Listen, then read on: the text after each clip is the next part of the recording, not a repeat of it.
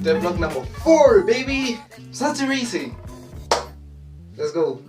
DevLog 4, I've added the biggest update or feature or like thing for the game, which is a new racetrack.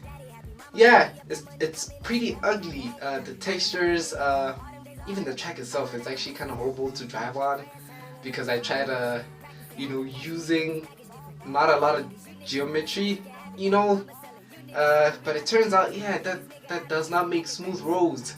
And also, but I kind of did the test track to like as a little test to see how the cars would handle like elevation, turning, and stuff like that.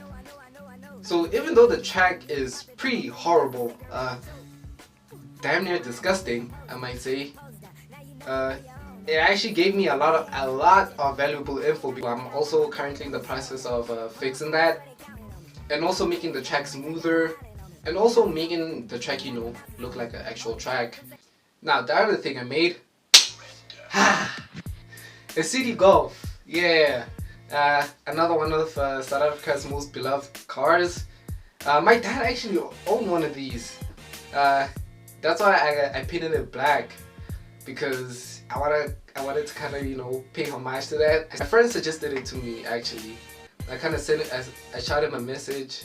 I was like, yo, which car should I add next? And then it was like, the Citi Golf, nigga.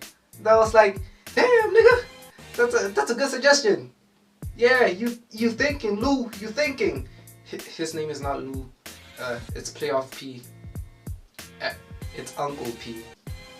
Making this car was actually more of a struggle than it should have, in the sense that finding a proper blueprint was actually kind of difficult. I didn't even find like a good blueprint because they were all like out of scale. So I kind of had to like improvise when it came to the blueprint. And then another problem I kind of stumbled upon.